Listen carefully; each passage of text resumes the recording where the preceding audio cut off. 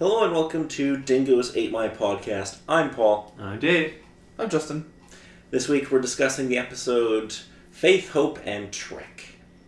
I was just waiting for Justin to be mad. Why? I'm not mad. I just have a gut feeling you're going to hate this. No. Why would I be? Why would I hate this? I don't know, it's just a gut feeling. Anyway, this episode originally aired October 13th, 1998. In this episode, Kakistos and his colleague Mr. Trick arrive in town, discussing how they will kill the Slayer. Buffy and her mother Joyce attend a meeting with Principal Snyder, who reluctantly allows Buffy to return to school, having been overruled by the school board. Hooray! Buffy and Willow go to the library, where Giles questions Buffy about what happened the night she killed Angel and defeated Akathla, also known as Alfalfa. Yeah. Ostensibly to help him with a binding spell to prevent the demon from being resurrected. That night at the Bronze, fellow student Scott Hope attempts to talk to Buffy, but she becomes distracted, by a suspected vampire leading a girl outside. Buffy and the rest of the group watch as the girl kills the vampire. The girl introduces herself as Faith, a new vampire slayer. Cordelia suggests that the death of Kendra the Vampire Slayer must have summoned Faith.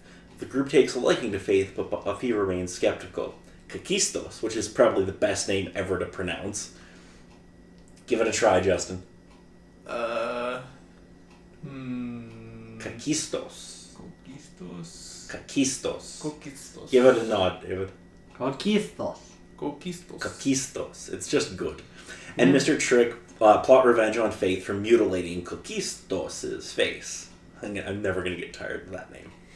Duly noted. That night, while the Slayers are patrolling together, they are attacked by a group of vampires. That should be pluralized. Yeah, there were multiple. While Buffy struggles with several vampires, Faith focuses only on one, beating the vampire repeatedly instead of helping Buffy. Giles tells Buffy that the vampires were working for Kakistos, an ancient vampire with cloven hands and feet. After leaving the library, Buffy runs into Scott and who tries to ask her out on a date. Buffy accepts, but she runs away very disturbed when Scott hands her the same ring that Angel gave her, or at least the same style. Yeah. Giles tells Buffy that Faith's watcher is dead, not at a retreat center as Faith had told them. Buffy goes to see Faith at her motel room and tells her that Kakistos is in town. Faith tells Buffy that Kakistos murdered her watcher some weeks earlier in Boston, and he swore revenge on her for mutilating him with an axe. Faith tries to leave Kakistos, and a group of vampires break into the room. Buffy and Faith escape through a window, but are driven into Kakistos' lair. Buffy fights and slays many of the vampires, while Kakistos attacks Faith. Eventually, Faith impales Kakistos with a large beam, killing him. Mr. Trick flees with another vampire. Inspired by Faith standing up to her fears and conquering them, Buffy finally reveals to Giles and Willow that Angel was cured when she killed him, although she is skeptical that the information will help with the binding spell. Buffy feels better for having told them. After Buffy leaves, Willow approaches Giles to offer her help with the spell, but Giles tells her that there is no spell. Buffy talks to Scott, and after explaining about the ring, they make plans to go out. She returns to the mansion where she killed Angel. Buffy places the ring on the ground and says goodbye. After she leaves, we get a very Twin Peaks moment here. The ring starts to vibrate, and Angel returns from hell. Because, she puts the ring down, and then the light goes on it, and I'm like, right, yeah. Oh, this is from Twin Peaks. Angel returns from hell, and the episode ends. Yep, still the same show, still Buffy. Well, it reminded me of when Cooper just kind of came back a bit. Yep. Wasn't exactly the same person when he came back. It's kind of true. Yeah. Unfortunately, there aren't going to be nearly as many good shenanigans with Angel. Alright. As there were with Dougie. Dougie Jones.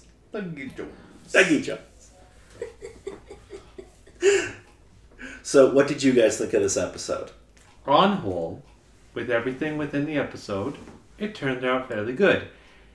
Though there are some things. Such as? Seriously, Buffy's mom, you have to go ahead and do the Dia for all the stuff there. That was so good from the principal's office. I believe my daughter is trying to say, na na na na na na. Nya, nya, nya, nya, nya. It's so good. I do not doubt that. Seriously, even for the mom's standards, she's on Buffy's sort of level, but you couldn't have been on the same level as Buffy, just been like, oh, sarcastic and saying all those fancy sort of things. You just had to devolve into the childish sort of version of things. Bad form. I love it. It's Bad form. hilarious. I don't disagree with that, but still, it could have possibly been better. Next particular thing. Boyfriend? Really? Another guy's going to be coming into the fray? Oh yeah, Scott Hope. Scott Hope. He might be one of the most milquetoast characters in this series. A little bit. I was getting that vibe from him. Yeah, I wonder how long he's gonna last. I don't think it's gonna last long, that's for sure.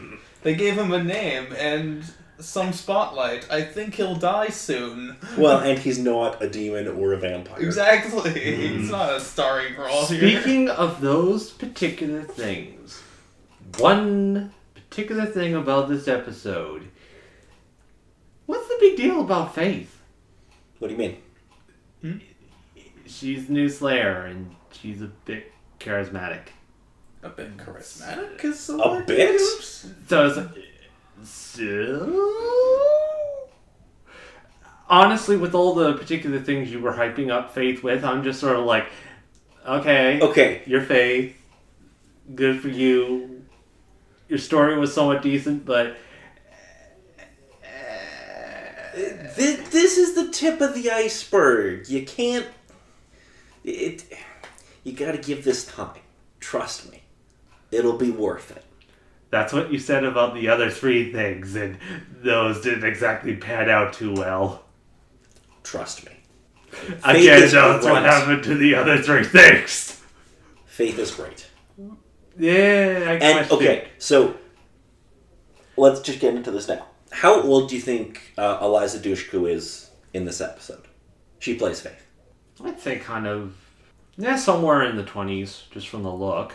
I'm not sure Okay. if it's quite teenage with the actual state of character she's supposed to play. So throw I'd me say, a number. I'd say probably around 24, 25. Okay, Justin, take a guess. 22. 22? 22. 22? Conquistos. Oh, additional thing. If any particular person watching this video is going to make a drinking game, please don't. Please don't. You will die. No, you have to take a shot every time I say conquistos. Conquistos. Conquistos. Conquistos. You're killing them Conquistos. Can we please stop? The less people with alcohol poisoning, the better the world will be. Anyway, Eliza Dushku was 17 when this was shot. Oh, okay. They actually had to... she had to go in front of a judge to get emancipated so she could do the longer hours on the show. Oh. Huh. And part of the judge's ruling that... because apparently the judge was a big fan of Buffy. Huh. Oh. Well, it was kind of biased in their favor. Which is really funny. But part of the agreement was that he had to get a signed photo of the entire cast. Huh. Whatever, they can do that. I just thought that was really funny. But yeah, she was 17 when this was shot. And when she is on screen, she is so much more charismatic than most of the other cast. Yeah, that's true. But still kind of a case of... you're a new person. I'm not really sure what the whole big deal is. Yay for 2 Slayers, but yeah, you're just kind of an additional point within the story that kind of meshes with Buffy's things. Like I said, Buffy is, if you took the good road, Faith is going to go down the bad road. Faith was like speeding the shit out of stuff. Well, not bother listening to things, having her watch her being killed, running away from her specific problems. Well, I mean, Buffy ran away from her problems too at one Yeah. point, so I mean, they're kind of... And Buffy did die.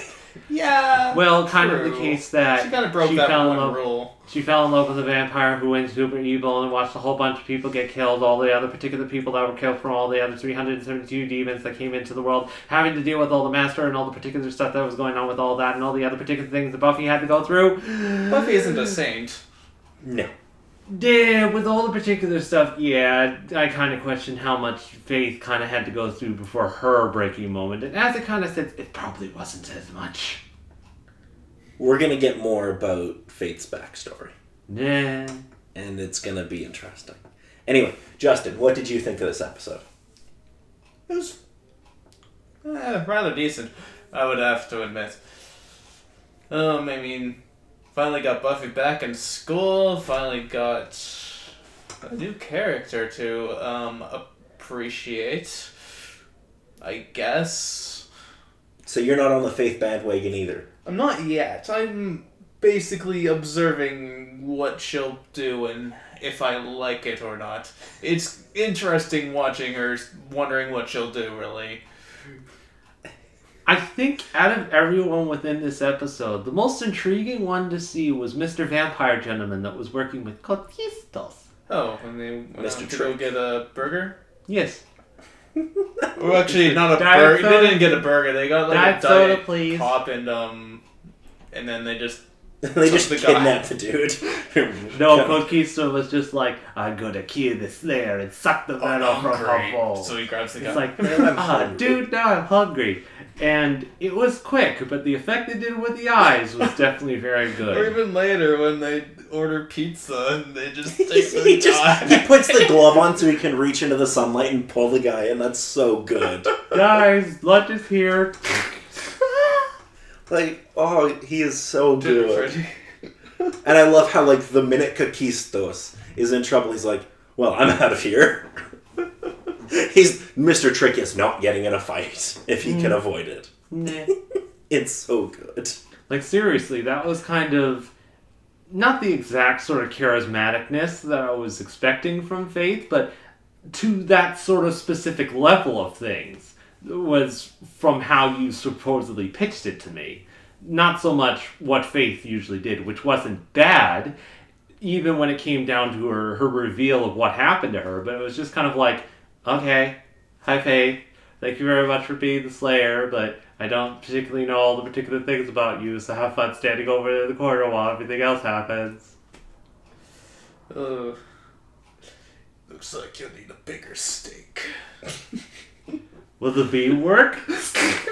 Oh, this is so good. Anyway, moving right along, let's go to international titles. These aren't terribly exciting. So French translates as the new little sister. Little sister? Technically, Faith is younger than Buffy. Sure. Yeah, but still I kind of wouldn't really weird. consider her sister. Well, yeah, okay. In German, it's new friends, new foes. Yeah, that works. There are those in the Things episode. come in. And I love the Portuguese one because it's just so on the nose. But it's also kind of brilliant. Faith comes to Sunnydale. Yeah, that's what happens. Things are all hooray and yayness. Oh wait, it's just a person named Faith. Okay, whatever. Okay, for music, there's quite a bit actually in this episode. Yeah, with this one. So first off, we have a song by Brian Jonestown Massacre called Going to Hell, which plays as Oz and Willow wait for Xander and Cordelia outside the school. We then have a song by Third Eye Blind called The Background, which plays during Buffy's dream. And then we get two songs by Darling Violetta, Cure and Blue Sun, and those are both played at the Bronze, because they're the band on stage. Yep. Also, Darling Violetta would go on to write and play the theme song for Angel.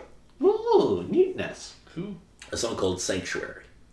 I vaguely remember that from an episode. There you know. Because I haven't written it yet.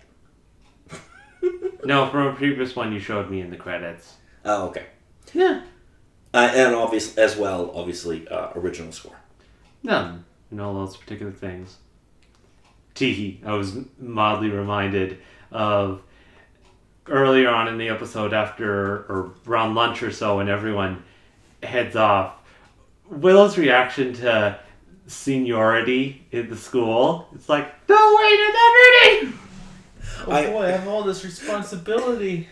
I love it. What if they changed the rules and didn't tell us? And then a little after that, when they start to meet up with Buffy at the picnic, it's like, okay, guys, decouple.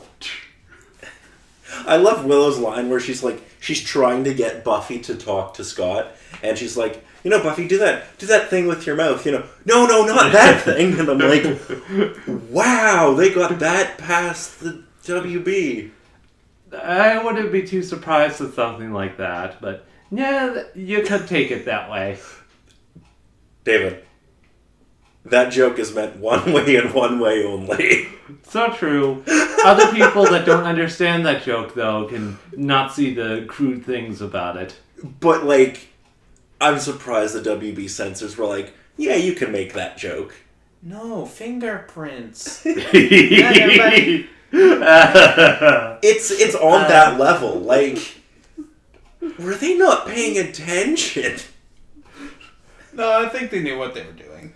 It's like, it's subtle enough that any of the younger kids watching aren't going to really understand it. It's fine. But it's really funny. Because I just love Willow's reaction. I'm like, oh shit. Wait, no! That's all I meant. It's so good. So yeah, Angel's back supposedly? Well, he does have a spin-off to star in next year. That's true, but again, how it all particularly happened, it was just kind of like, she had the ring, placed it down, and supposedly she's passing. It's like, yay, progression of stuff. And then the light showed up. It's like, wait, what are you doing? Stop! No, Then Angel everything about Angel all behind. God damn it, he's back. So, what do you think the explanation will be about why Angel's back? The one particular thing I'm sort of thinking of is, supposedly the Hell Dimension was the same sort of thing that Buffy fell into an episode or two ago, so time change is probably different. So, most likely it might have been a case that Angel was just sort of fighting his way through hell and supposedly found a way back. Okay. Justin, do you have any ideas about the explanation? I was thinking kind of similar to that. Okay. Well, And he had some strong desire to get the hell out of there. to get the hell out of hell? Yeah. We'll do it. Okay, well, we'll have to find out about what their explanation is. If there is one. There will be, kind of. A kind of explanation? In Is it 5 years. Because the show demanded it at this point. Pretty much they're like, oh shit. We want Angel back. He was good. Oh, we got a new TV show with Angel and we'll be, oh fuck. Well, just kind of a case of, perfect. We had this particular storyline that ended wonderfully. We want this character back. Alright, go right back over their stuff. Let's just say, if memory serves, you don't get an explanation on this until season 5 of Angel. Of the spin-off. Yeah. In its last season, after Buffy's off the air. My goodness, if this series actually came out at some point today, they would get such a torching from most any of the particular fans with how crazy obsessed most of them are with lore nowadays with most other series. This show might have been, the flashpoint for that. Because, later in this season, they're going to drop a major hint about something that won't happen for, 2 years. They do that a lot. Also, in this episode, you'll notice that Joyce says it's a good thing Buffy was an only child. Yes. I wonder if anything will come of that. Either stepdaughter things or other supposed stuff that there's an actual child additional to that. You don't know about... Oh, maybe? Let's just say there's a dawn coming. And I'll leave it at that. Will there also be a dusk? I wish. There will be a Kennedy, but that's unrelated. Okay. Anyway, so why don't we go with everybody giving it a score? So we'll start with Dave. I'll go with a 7. It's good. It's Okay. very good for the episode. An 8. An 8? I'm full on with a 9 here. This is the first episode we get Faith. I'm on board for the Faith story. This is great. Okay. It's a start, and it wasn't terrible. It's definitely no Kendra, though. And Kendra's terrible, comparatively. Kendra was interesting to start off with. It just didn't have a chance to expand or go anywhere else with it. Kendra's accent changed 8 times in that episode. I'll give you that point. It was so bad. But, yeah, like, Kendra's fine, but Faith is going to be much more fun. Because you actually get a chance to work with her and get her story developed, aside from, oh, hey, your new Slayer and all the fancy things with that. It's like, okay, what's the point? Yeah, another new laid-back Slayer. I wouldn't classify Faith as laid back. Are you? Because I of mean, all the... comparatively to the other Slayer who was super serious. Okay, yeah. Yeah, And okay. in comparison to Buffy. I would argue that Faith is more intense than Buffy. Intense within the sense that she and preferred to laid back. beat the ever-loving snot out of vampire instead of just staking it and being done with it. Yeah, she's more violent for sure. Yeah. Well, I think that's kind of the case of she was a carefree sort of Slayer, because it's the guise she uses to hide the fact that she screwed up bad. I guess we'll find out. That's just that's how she's coming across to me. Okay. Wah. Fair enough. Okay, so, do either of you have any last-minute thoughts to bring up here? Nope. Not right now. Nope. Okay, so our next episode will be Beauty and the Beasts. In this episode, somebody's going to get mauled, and they're going to think Osgon done it, and it's going to be good. Well, it kind of makes sense, beast-wise within the title. What other beasts are supposedly around to cause trouble like that? Supposed shying away from other supposed beasts. Angel's back. Angel is back. He can be a beast. And he is feral right now. Or at the very least naked. He was very naked. It is hell. I don't think most clothes could survive something I don't like think you that. get pants in hell. That art's horribly terrible. I don't think hell has a very comfortable mindset for fashion sense. That's why nobody wants to go. Yeah.